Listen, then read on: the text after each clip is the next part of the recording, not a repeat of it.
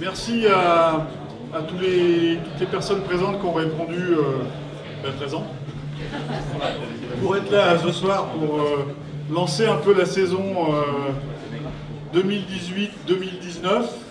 Une saison qui voit une nouvelle formule de championnat nous être imposée, un nouvel entraîneur, des nouvelles recrues, un nouveau projet club que l'on va écrire sur les 3 saisons qui arrivent.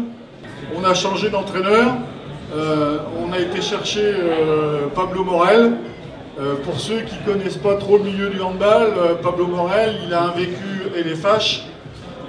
Il a été l'entraîneur de ici Paris pendant 5 ans et demi.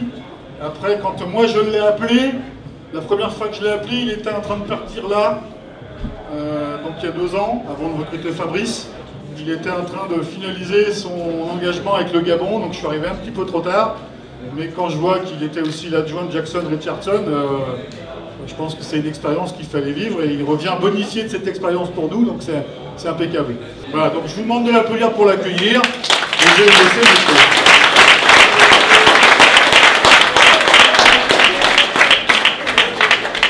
Bonsoir à tous et merci pour l'accueil, merci pour les compliments et l'introduction, comme ça j'ai pas trop à me présenter.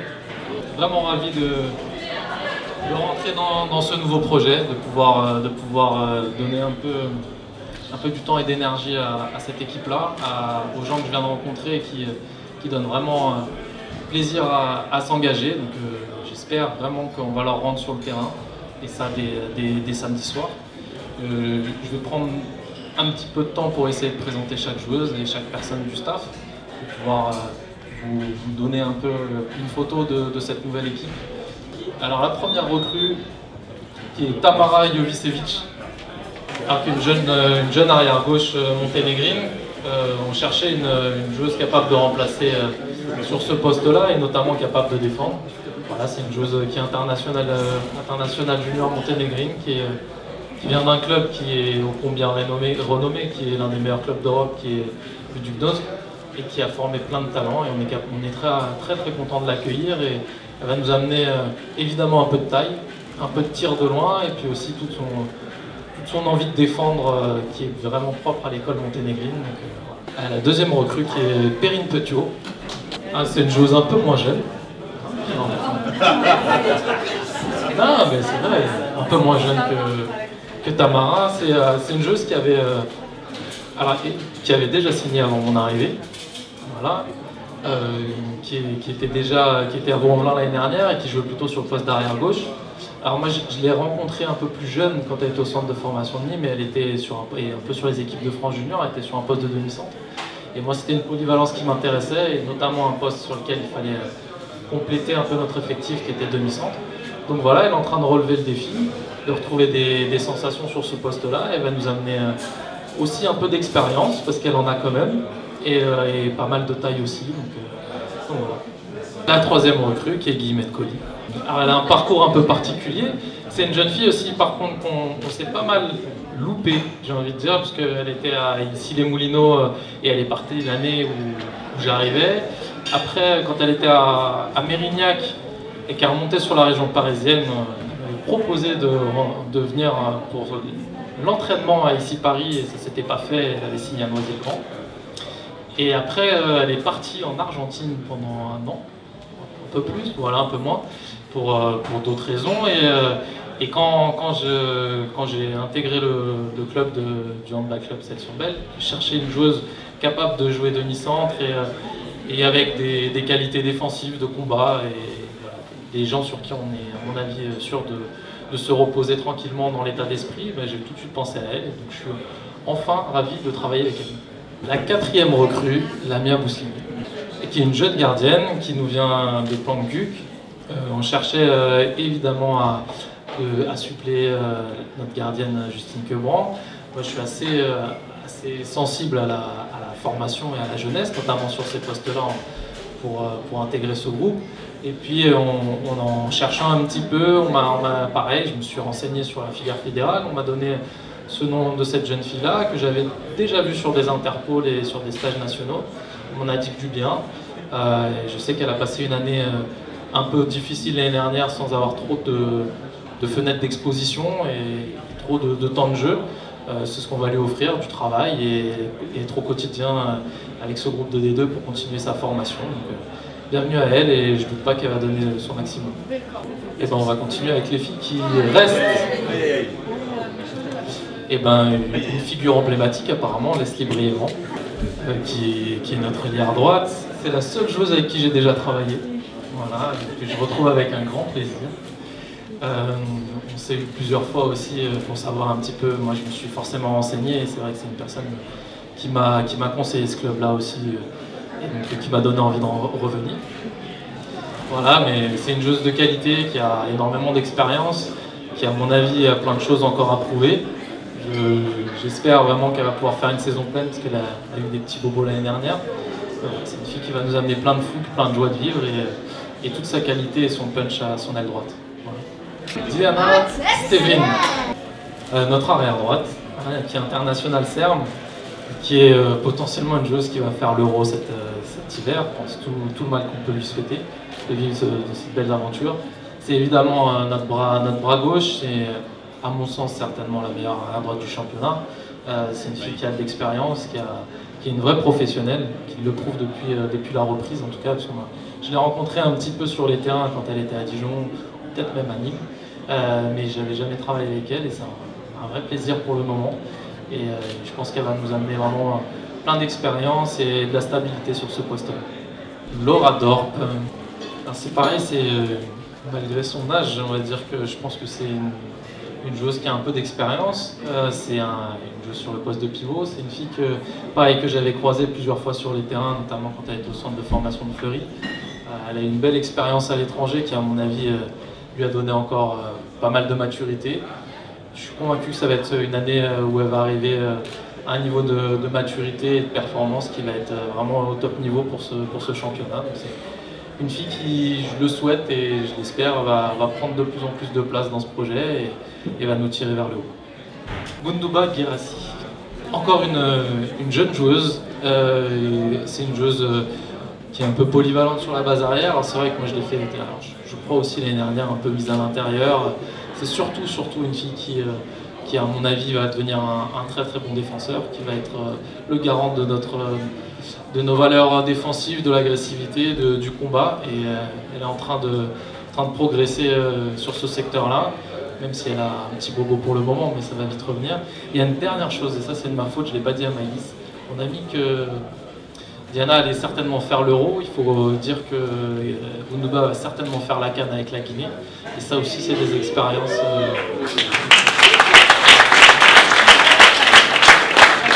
Des expériences de très haut niveau, des choses à vivre. Voilà, donc c'est tout pareil, tout le mal qu'on lui souhaite pour continuer sa progression et qu'elle nous revienne encore plus fort. Jessie Lepère. C'est une joueuse pareil qui, à mon avis, arrive tout doucement avec un peu plus de maturité. C'était une joueuse que je connaissais un peu moins, que j'avais vu un petit peu pareil sur les regroupements nationaux, mais c'est vrai qu'elle a plus évolué au Nice avant et à Celles-sur-Belle, donc j'apprends tout doucement à la découvrir. C'est une fille qui est pleine de qualité, d'explosivité, malgré son petit gabarit. Elle joue arrière et elle amène pas mal de percussions et de shoot. Voilà, elle a l'air de très bonne disposition depuis le début de la saison et elle est vraiment sur une phase ascendante. Donc on va essayer que ça continue. Soukaina Sania. Alors la première chose, je pense qu'il faut la féliciter pour ce futur bel événement.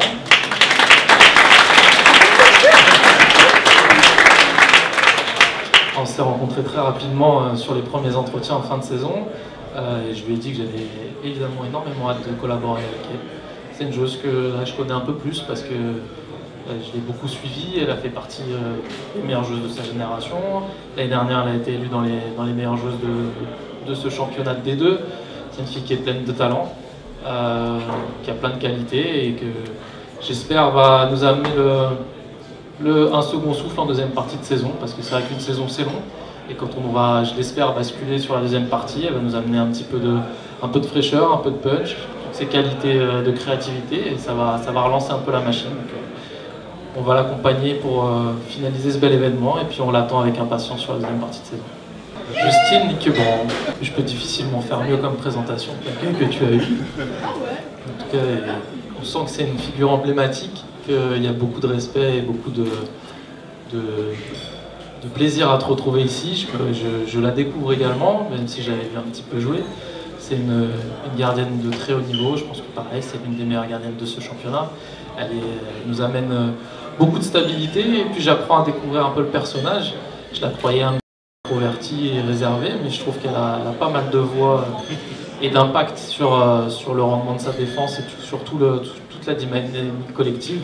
Donc voilà, je pense que c'est une chose essentielle du rouage collectif et j'espère qu'elle va pouvoir donner tout ce qu'elle a envie de donner à cette équipe et pour cette saison. Alizée Chauveau, alors c'est une jeune joueuse mais qui a déjà fait une saison avec la D2, qui est ailière droite, qui est encore au pôle. C'est encore une fille qui est dans le parcours d'excellence, qui fait des allers-retours. Elle vient juste d'arriver du pôle ce soir. Voilà, c'est encore une jeune joueuse. C'est une jeune fille que, pareil, j'apprends à découvrir, qui a fait toute la préparation avec nous, qui a plein de qualités physiques. Je pense qu'elle l'a montré tout au long de la préparation, qui a encore pas mal de choses à apprendre sur les qualités techniques, mais elle est vraiment, vraiment motivée. Elle amène plein de volonté et je pense qu'avec son binôme, elle va pouvoir apprendre. J'ai vu qu'il y avait une vraie relation, que Leslie avait envie de transmettre. Et Alizée a envie d'écouter, donc il n'y a pas de raison que ça avance pas. Il y a beaucoup de choses à prendre quand même. Et puis elle va pouvoir forcément amener sur toute cette saison un peu de sa fraîcheur et de sa qualité et de sa combativité. Slađana Topić. Alors je pense que tout le monde la connaît beaucoup mieux que moi. À noter, c'est notre capitaine pour cette saison-là. Elle a été élue par son groupe, par son équipe. Je pense que c'est forcément quelque chose qui vient naturellement.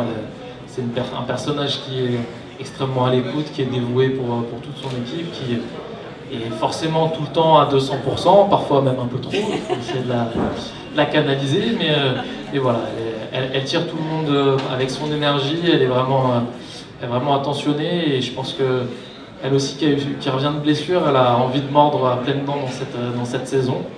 Et je pense qu'elle va forcément amener plein de bonnes choses, plein de bonne énergie et elle va tirer cette équipe-là également. Léa Diar, s'il te plaît, viens ici. C'est une joueuse quasiment cadre. Voilà, c'est notre ailière gauche titulaire et en plus, ça fait quelques années qu'elle est là. Donc, c'est une fille qui a côtoyé aussi des clubs de haut niveau. Donc, c'est une fille qui amène beaucoup de vitesse, notamment sur le grand espace. Je la connaissais très peu aussi, donc j'apprends à la découvrir. Mais c'est très agréable au quotidien et voilà, elle nous amène plein de vitesse, plein de contre-attaques, un petit peu d'énergie aussi en défense. Donc c'est une joueuse qui va être très très importante dans le dispositif et qui va être essentielle dans notre performance. Et les petites nouvelles qui arrivent de la formation, et ça je pense que quand on présentera Jet, il aura peut-être un peu plus de précision à amener sur leur parcours de formation. Voilà, j'avoue mon ignorance sur leur provenance. Comment ? Formé à Surgé. À Surgé. Flavie Kanchop, qui est actuellement blessée et qui est absente ce soir, c'est une jeune joueuse qui joue un peu sur la base arrière, qui a plein de qualités d'explosivité, qui découvrait vraiment ce niveau-là, qui est en apprentissage, qui sera plus une joueuse intégrée à la compétition en National 2 et sur l'entraînement sur la D2. Voilà, donc c'est une toute jeune. On avait une vraie volonté quand j'ai rencontré les gens du bureau et le président et Jet aussi également de pouvoir donner du sens à un projet club avec la capacité à faire émerger des jeunes joueuses issues du cru. Voilà, c'est quelque chose qui me parle, c'est une vraie politique locale. Donc c'est les premières à monter sur cette année, j'espère que ce ne sera pas les dernières. Astrid qui est pivot, qui est un peu moins jeune, qui a 20 ans, qui a déjà, si je dis des bêtises, corrigez-moi, qui avait déjà un petit peu intégré le collectif. Le collectif des deux il y a 2-3 ans, c'est ça. Qui avait même fait une apparition à l'EFH contre ici Paris, hein, c'est ça. Avec la meurt. Donc voilà, c'est une fille qui a déjà été un petit peu intégrée à ce groupe-là, qui a été un petit peu disparue l'année dernière et qui a fait toute la prépa avec nous, qui continue d'apprendre, qui va nous donner un peu de profondeur de banc sur un poste qui est extrêmement difficile, qui est le poste de pivot, parce que ça demande beaucoup d'engagement. Et donc voilà, qui continue à apprendre et qui donne son meilleur tous les jours. Léa Taureau qui est absente également, qui est une jeune gardienne qui elle aussi est au pôle, et elle est actuellement ce soir au pôle. C'est notre troisième gardienne, c'est une jeune joueuse qui est dans le parcours de formation, qui découvre aussi le niveau des deux, qui a fait toute la préparation et pas mal de matchs avec nous, qui sera plutôt sur la N2 en compétition pour essayer d'amener un petit peu de performance sur l'étage d'en dessous. Mais pareil, c'est un poste où il nous faut du monde, il nous faut de la qualité aussi, et sur toute une saison, c'est des postes clés sur lesquels il faut pouvoir compter. Donc elle va nous amener aussi un peu de fraîcheur, d'autres alternatives que la mienne, parce que c'est pas tout à fait les mêmes profils de gardienne, pour pouvoir épauler Justine. Donc voilà. Cléa Chalet, 18 ans, ailière gauche. Elle va représenter parfaitement cette volonté d'intégrer les jeunes, parce qu'elle va faire son premier match en D2 dès samedi.